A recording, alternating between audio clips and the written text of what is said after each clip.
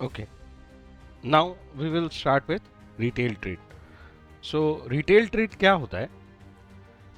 जब कोई रिटेलर, मतलब एक ऐसा ट्रेडर जो छोटे छोटे क्वांटिटीज खरीदता है और कस्टमर्स को बेचता है, ठीक है? तो खरीदने कहाँ जाएगा वो? होलसेल ट्रेडर के पास। तो रिटेलर एक ऐसा ट्रेडर है जो इंटरमीडिएट की तरह रोल प्ले कर रहा है बिटवीन होलसेलर एंड कस्टमर्स। तो रिटेलर जो होगा वो स्मॉलर क्वांटिटीज खरीदेगा, होलसेलर से खरीदेगा मतलब बाय करेगा, और सेल करेगा किसको? अल्टीमेट कंज्यूमर्स को। तो यही पॉइंट लिखा है इसके एक्सप्लेनेशन में, ये देखो। Retail trade refers to buying, selling. Buying किससे हुई है? होलसेलर से। किसमें? स्मॉलर क्वांटिटीज में। और सेलिंग किसको हुई है? अल्टीमेट कंज्यूमर को, ठीक है? और इस तरह के ट्रेडर को रिटेलर बोलते हैं। This trade provide link between wholesaler and ultimate consumer. ये वो वाली लाइन भी आगे की है, एक लिंक की तरह काम करता है, एक इंटरमीडिएट की तरह काम करता है होलसेलर और कंज्यूमर के बीच में। Retailer is the last link. अब देखो, पहली लिंक कौन था? होलसेलर। और लास्ट लिंक कौन है? रिटेलर। उसके बाद तो अल्टीमेटली कंज्यूमर पे पहुंच ही जाएगा। तो हमारा जो रूट था वो क्या था? मैन्युफैक्चरर से होलसेलर, और होलसेलर से रिटेलर, रिटेलर से कंज्यूमर, ठीक है? तो ये लास्ट लिंक है और ये फर्स्ट लिंक था। आई होप यहां तक कोई दिक्कत नहीं है। अब हम रिटेलर्स को पहचानने के लिए उसके और कैरेक्टरिस्टिक्स पढ़ते हैं कि रिटेलर्स की पहचान क्या होगी। Let's see. रिटेलर जो है वो बाइंग सेलिंग करेगा स्मॉलर क्वांटिटीज में, ये उसकी पहचान है। जबकि होलसेलर बाइंग सेलिंग करता था बल्क क्वांटिटीज में। रिटेलर जो है वो वेराइटी ज़्यादा यूज़ करेगा, मतलब उसकी डीलिंग ज़्यादा वेराइटी ऑफ गुड्स पे होती है। जबकि होलसेलर की जो डीलिंग थी वो जनरली एक ही प्रोडक्ट लाइन पे होती थी। अगला, retailer sell goods to final consumer. और वहां पे होलसेलर जो था वो परचेस करता था किससे? मैन्युफैक्चरर से, और सेल करता था रिटेलर को। And not for further sale, मतलब कि रिटेलर जो है वो गुड्स फाइनल कंज्यूमर को बेचता है और फाइनल कंज्यूमर उसको कंज्यूम करने के लिए खरीदते हैं, ना कि फर्दर सेल करने के लिए। एरिया ऑफ ऑपरेशन जो होता है रिटेलर का वो बहुत लिमिटेड होता है, क्योंकि वो जनरली एक कॉलोनी में बैठा होता है और अपने गुड्स को बेच रहा होता है। तो उसका जो स्कोप ऑफ सेलिंग है, जो एरिया ऑफ ऑपरेशन है, वो बहुत ही लिमिटेड है। Retailer generally maintain direct and personal contact. ये बहुत इंपॉर्टेंट चीज़ है कि उसके कस्टमर से डायरेक्ट और पर्सनल कॉन्टैक्ट होते हैं। जबकि ना मैन्युफैक्चरर के या होलसेलर के ये लोग डायरेक्टली कंज्यूमर से डील नहीं करते। And the last thing is, it is not necessary that retail trade is carried on shop और स्टोर। रिटेलिंग में also be done via telephone, internet, vending. आज के समय में टेक्नोलॉजी की हेल्प से हम इंटरनेट का इस्तेमाल करके शॉप के अलावा भी रिटेल बिजनेस कर सकते हैं। It must be noted that retail trade is not concerned with how and where the goods are sold if the goods are sold directly to consumer। तो जो मेन बात वो है कि कस्टमर को आप डायरेक्टली सेल कर रहे हो तो आप रिटेलर हो, कैसे बेच रहे हो इससे फर्क नहीं पड़ता। आप फिजिकली बेच रहे हो स्टोर खोल के तो भी रिटेलर हो, ऑनलाइन बेच रहे हो तो भी रिटेलर हो। तो रिटेलर की पहचान क्या हो गई? स्मॉलर क्वांटिटी में डील करने वाला, होलसेलर और कंज्यूमर के बीच में लिंक बनने वाला, जो वेराइटी ऑफ गुड्स अपने पास रखेगा, जो डायरेक्टली फाइनल कंज्यूमर्स को गुड्स बेचेगा और कंज्यूमर उसे रीसेल नहीं करते, उसे कंज्यूम करेंगे, जिसका एरिया ऑफ ऑपरेशन लिमिटेड है, और ये डायरेक्ट और पर्सनल कॉन्टैक्ट बना के रखता है किसके साथ? कंज्यूमर के साथ। सबसे आखिरी में हमने सबसे इंपॉर्टेंट पॉइंट पढ़ा कि इससे फर्क नहीं पड़ता कि आप स्टोर खोल के ही कस्टमर को गुड्स बेचेंगे, बल्कि आप तो ऑनलाइन भी बेच सकते हैं, टेलीफोन पे भी बेच सकते हैं, तो कोई भी मोड चुन सकते हैं। लेकिन अगर आप कंज्यूमर को गुड्स बेच रहे हैं तो फिर आप आइडेंटिफाई होंगे एज अ रिटेलर, ठीक है? अब इसको भी हमने पढ़ लिया कि रिटेलर भी एक लिंक की तरह काम करता है, और यह लिंक किसके बीच में होती है? प्रोड्यूसर, मैन्युफैक्चरर, जो भी बोलना हो, एंड सॉरी, ये लिंक किसके बीच में होती है? होलसेलर एंड कंज्यूमर के बीच में लिंक होता है। तो ये अपनी सर्विस किस किस को देगा? ये दोनों को सर्विस देगा। लिंक है तो दोनों को सर्विस देगा, होलसेलर को भी सर्विस देगा और कंज्यूमर को भी सर्विस देगा। लेट्स सी कौन कौन सी सर्विस हैं जो होलसेलर्स को मिलती हैं। सर यहाँ तो लिखा है मैन्युफैक्चरर को भी सर्विस देगा। हो सकता है कि आप मैन्युफैक्चरर से खरीद के सीधे कंज्यूमर को बेचते हैं। अगर आप कंज्यूमर को बेचते हैं तो फिर आप रिटेलर हैं, चाहे आपने होलसेलर से सामान खरीदा हो या मैन्युफैक्चरर से सामान खरीदा हो, इससे फर्क नहीं पड़ता।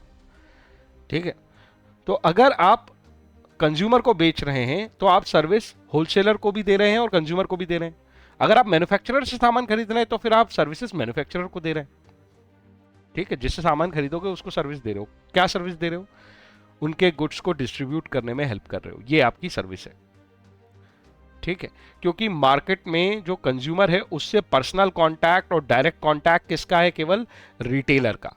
उसी के कंज्यूमर के साथ केवल रिटेलर का कांटेक्ट होता है, इसीलिए गुड्स किसके थ्रू डिस्ट्रीब्यूट होता है? रिटेलर के थ्रू ही डिस्ट्रीब्यूट होता है। दूसरी बात, ये पर्सनल सेलिंग करते हैं। पर्सनल सेलिंग का मतलब ये अपनी तरफ से एफर्ट्स लगाते हैं सेल करने में गुड्स को। आई होप मेरी बात समझ में आ रही है। और एक्चुअली में उन्हें कंफर्टेबल या कन्विंस करते हैं कि ये गुड आपकी नीड और रिक्वायरमेंट के हिसाब से सही है, इसलिए आप इस गुड्स को खरीद लो। और कंज्यूमर भी उनसे पूछता है कि मेरी रिक्वायरमेंट और नीड ऐसी ऐसी है, आप बताओ मुझे कौन सा गुड्स खरीदना चाहिए। ये सारी बातें कंज्यूमर और रिटेलर के बीच ही होती हैं, इसीलिए ये पर्सनल सेलिंग कहलाता है। आगे चलते हैं। इनेबलिंग लार्ज स्केल ऑपरेशन, ये चीज हमने ऑलरेडी होलसेलर में भी पढ़ी थी कि कंज्यूमर हो वो स्मॉलर क्वांटिटीज में खरीद के ले जाता है, लेकिन आप ये समझो वो रेगुलरली खरीदने जाता है। इस वजह से रिटेलर को एक तरह से कंटिन्यूस डिमांड होती है गुड्स की, और रिटेलर को क्योंकि कंटिन्यूस डिमांड होती है तो वो होलसेलर के पास या मैन्युफैक्चरर के पास ये एबिलिटी देता है कि आप लार्ज स्केल में प्रोड्यूस करो या लार्ज स्केल में स्टोर करके रखो, मैं तो कंटिन्यूसली आऊंगा थोड़े थोड़े दिन में। ठीक है, तो इसलिए वो लार्ज स्केल ऑपरेशन एक तरह से लार्ज स्केल ऑपरेशंस को सपोर्ट करता है। होलसेलर भी लार्ज स्केल में परचेस करें या प्रोड्यूसर लार्ज स्केल में प्रोड्यूस करें, होलसेलर लार्ज स्केल में स्टोर करें या प्रोड्यूसर लार्ज स्केल में प्रोड्यूस करें, ये फैसिलिटी उनको किसकी वजह से मिल रही है? रिटेलर की वजह से मिल रही है, क्योंकि retailer continuously again and again repetitively उनके पास क्वांटिटी खरीदने आएगा। आगे चलते हैं। मार्केट इंफॉर्मेशन, सबसे बेहतर मार्केट इंफॉर्मेशन कौन कलेक्ट करके दे सकता है? रिटेलर, क्योंकि मैंने अभी बताया कि उसी के पास आके कंज्यूमर अपनी नीड एंड डिमांड के बारे में डिस्कस करता है कि मुझे किस तरह का गुड्स रिक्वायर्ड है। ठीक है, तो उसके पास बहुत ही वैल्यूएबल और रिलायबल मार्केट इंफॉर्मेशन होती है जो वो होलसेलर को और मैन्युफैक्चरर को प्रोवाइड करता है। वो कंज्यूमर के टेस्ट एंड प्रेफरेंस को सबसे बेहतर समझता है। लास्ट थिंग, ये प्रमोशन में भी हेल्प करता है। प्रमोशन करने का मतलब होता है प्रमोट करना। प्रमोट करना मतलब कोई गुड्स है उसके नए नए फीचर्स के साथ आप कोई नया गुड्स लॉन्च कर रहे हो तो उसके जो फीचर्स हैं वो कस्टमर को बताएगा, गुड्स की एडवर्टाइजिंग करेगा अपने शॉप पे या अपने वेबसाइट पे। होलसेलर के और मैन्युफैक्चरर के जो गुड्स हैं उनको डिस्प्ले करेगा, कूपन्स बांटेगा, फ्री गिफ्ट्स देगा। ये सारे काम रिटेलर करता है। तो रिटेलर बेसिकली आपके गुड्स को प्रमोट करता है बहुत सारे तरीकों से, in various ways he can promote your goods. तो कौन कौन से काम हो गए, चलो एक बार फटाफट रिकॉल करते हैं। पहली चीज, हम किसकी बात कर रहे हैं? रिटेलर की। वो किसको सर्विस देता है? जिनके बीच में लिंक है। किनके बीच में लिंक है? एक तरफ उसका कंज्यूमर है, ये फाइनल है, दूसरी तरफ मैन्युफैक्चरर भी हो सकता है और होलसेलर भी हो सकता है। तो हम बात कर रहे हैं रिटेलर, मैन्युफैक्चरर या होलसेलर को कौन कौन सी सर्विसेज देगा। तो पहली सर्विस देगा डिस्ट्रीब्यूशन की, दूसरी सर्विस देगा पर्सनल सेलिंग की, तीसरी सर्विस देगा उन्हें एनेबल करेगा कि वो लार्ज स्केल में ऑपरेट कर सकें, मतलब मैन्युफैक्चरर लार्ज स्केल में प्रोड्यूस कर सकें और होलसेलर लार्ज स्केल में परचेज करके स्टोर कर सकें। फिर वो उन्हें मार्केट इंफॉर्मेशन कलेक्ट करके देगा and the last thing is उनके लिए प्रमोशन करेगा। ठीक है, तो मार्केट इंफॉर्मेशन देना, प्रमोशन करना और पर्सनल सेलिंग काफी मिलते जुलते हैं। 3 पॉइंट, 2 ही पॉइंट अलग अलग है, एक है लार्ज स्केल ऑपरेशन और एक है डिस्ट्रीब्यूशन ऑफ गुड्स। आगे चलते हैं। सर्विसेज टू कंज्यूमर, एक रिटेलर क्या सर्विसेज देता है या कौन सी सर्विसेज देता है कंज्यूमर को? सबसे पहली चीज है regular availability. As a consumer भी हम ये चाहते हैं कि हम बहुत ज़्यादा स्टोरेज ना करें गुड्स का, हम फ्रेश गुड्स मंगाएं। तो फ्रेश गुड्स तो हर थोड़े दिन में लेने जाना पड़ेगा, और फ्रेश गुड्स कहाँ लेने जाओगे? रिटेलर के पास। तो रिटेलर है जो आपको रेगुलर अवेलेबिलिटी प्रोवाइड कर रहा है, जिससे आपको लार्ज क्वांटिटी में गुड्स नहीं खरीदने पड़ते और ना ही उन्हें स्टोर करके रखना पड़ता है। अगर आपके आसपास कोई रिटेलर नहीं होता तो आपको डेफिनेटली स्टोरेज मेंटेन करना पड़ेगा उन गुड्स का। तो कंज्यूमर चाहते हैं कि वो स्मॉलर क्वांटिटीज में खरीदें, और वो तभी पॉसिबल है जब आपके पास रिटेलर हो। आई होप मेरी बात समझ में आई। और दूसरा ये है कि अपने टेस्ट एंड प्रेफरेंस के हिसाब से जब चाहो तब आप बदल सकते हो गुड्स को। आप नया ब्रांड लेना चाहते हो तो वेराइटी भी मेंटेन करता है। आगे चलते हैं।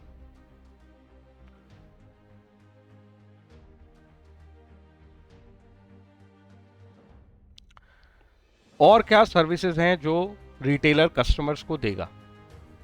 Let's see. एक सर्विस है प्रोडक्ट के बारे में इंफॉर्मेशन। ये रिलेट करती है, देखो उधर हमने पढ़ा था होलसेलर और मैन्युफैक्चरर चाहते हैं कि उनके प्रोडक्ट की इंफॉर्मेशन कस्टमर तक जाए, और वो रिटेलर प्रोवाइड कर रहा था। तो वो यही वाला पॉइंट लिखा है कि रिटेलर जो है प्राइस से रिलेटेड, फीचर्स से रिलेटेड काफ़ी सारी इंफॉर्मेशन कस्टमर्स के साथ डिस्कस करता है और उनको प्रोवाइड करता है गुड्स के बारे में, और ताकि वो जो कस्टमर्स हैं वो आसानी से डिसीजन मेकिंग कर सके। ठीक है, उनके डिसीजन मेकिंग में हेल्प करता है। छोटा एग्जांपल सोच लो, तुम किसी रिटेलर के यहाँ जाके बोलते हो मुझे इतनी इतनी क्वांटिटी की ज़रूरत है और मैं ऐसा ऐसा इवेंट है, मुझे कोई गुड्स बता दो, तो वो सजेस्ट करता है कि आपके पास इतने टाइप के या इतने ब्रांड्स के गुड्स हमारे पास अवेलेबल है, आप जो जो लेना चाहो वो ले सकते हो। आइसक्रीम हो या चॉकलेट्स हो, पेन हो, कॉपी हो, ये सब आप इसी तरीके से डिसाइड करते हो। ठीक है, आगे चलते हैं। Convenience in buying. कन्वीनियंस से क्या लेना देना है बाइंग में? देखो, अगर रिटेलर की हम बात करें तो रिटेल शॉप जो है वो ज़्यादातर हमारे नज़दीक मिल जाती हैं हमें, जो हमारा रेसिडेंशियल एरिया है उसका, और वो ज़्यादातर ओपन ही रहती हैं, लॉन्ग आवर्स के लिए ओपन रहती हैं, सुबह से ओपन हो जाती हैं और रात तक ओपन रहती हैं। तो according to our need, our requirement, कि हमें जब इच्छा हो तब हम जाके गुड्स खरीद सकें, इसके लिए ज़रूरी है कि रिटेलर हमारे नज़दीक हो, सिचुएटेड। ठीक है, और दूसरा वो लॉन्ग आवर्स तक ओपन हो। तो इस तरह के बेनिफिट्स देता है रिटेलर। किसको देता है ये बेनिफिट्स? कंज्यूमर को देता है ये बेनिफिट्स। वैरायटी मेंटेन करता है, ये वो वाली बात है, वाइड सिलेक्शन। उसके पास वैरायटी ऑफ गुड्स अवेलेबल होते हैं जिससे कंज्यूमर आसानी से अपनी चॉइस के गुड्स सिलेक्ट कर सकता है। एक इंपॉर्टेंट बात, after sale services. Generally electronic goods में जब हम कोई गुड्स खरीदते हैं तो हम ये पूछते हैं उनसे कि अगर इस इलेक्ट्रॉनिक गुड में कोई प्रॉब्लम आ जाएगी तो क्या हम आपकी शॉप पे आ सकते हैं, और जनरली जो रिटेलर है वो आपको यही जवाब देगा कि हाँ आप आ सकते हैं, और इसकी जो भी गारंटी वारंटी है, या फिर वो ये एड्रेस दे देगा कि आप इसकी सर्विस सेंटर पे चले जाइए। तो ये सारी इंफॉर्मेशन देना या आपको सपोर्ट देना आफ्टर सेल्स, गुड्स बेचने के बाद, है ना, रिपेयर से रिलेटेड या अदरवाइज कोई प्रॉब्लम आ रही है, उसे रिपीट परचेज करना है, आपको वही वाला गुड्स बार बार परचेज करना है, तो रिटेलर जो है वो आपको इसमें काफ़ी आसानी देता है। तो आफ्टर सेल सर्विसेज रिटेलर्स एक तरह से किसको ऑफर कर रहा है आफ्टर सेल सर्विसेज? कंज्यूमर को। And the last thing, credit facility भी देता है, उधार पे सामान चलता है ना। मिल्क प्रोडक्ट्स के केस में या स्पेसिफिक मिल्क के केस में ही देखो, जनरली जो कस्टमर होते हैं वो मंथली पेमेंट करते हैं, पूरे मंथ जितना भी मिल्क लेना है उन्हें वो ले लेते हैं और मंथ एंड पे उसका कैलकुलेशन करके पेमेंट कर देते हैं। तो एक तरह से क्रेडिट फैसिलिटी है तो जो रिटेलर अपने रेगुलर कस्टमर्स को ऑफर करता है। बात समझ में आई? Obviously regular and reputed customers को ये इस तरह की फैसिलिटी देगा, नहीं तो आप तो गायब हो जाओगे। सो ये आपकी एक और चीज़ हो गई कि जो एज अ कंज्यूमर आपको रिटेलर से मिल रही है। ठीक है, तो ये सारी सर्विसेज हैं, एक बार फटाफट रिवाइज कर लेते हैं। ये पहली वाली जो सर्विस थी रिटेलर की, वो थी प्रोडक्ट के बारे में इंफॉर्मेशन, कन्वीनियंस इन बाइंग, मतलब आपको आपके नज़दीक सिचुएटेड होगा रिटेलर और लॉन्ग आवर्स तक ओपन है, wide selection, variety of goods maintain करेगा जिससे आपकी डिसीजन मेकिंग या चॉइस मेकिंग आसान हो जाएगी। आफ्टर सेल सर्विसेज, गुड्स बेचने के बाद उसको रिपेयरिंग करवाना या रिपीटेड ऑर्डर्स देना, रिटेलर इसको भी आपको फैसिलिटेट करता है। And the last thing is credit facilities जैसी चीज़ देता है। और एक जो पहला पॉइंट था वो था रेगुलर अवेलेबिलिटी ऑफ प्रोडक्ट।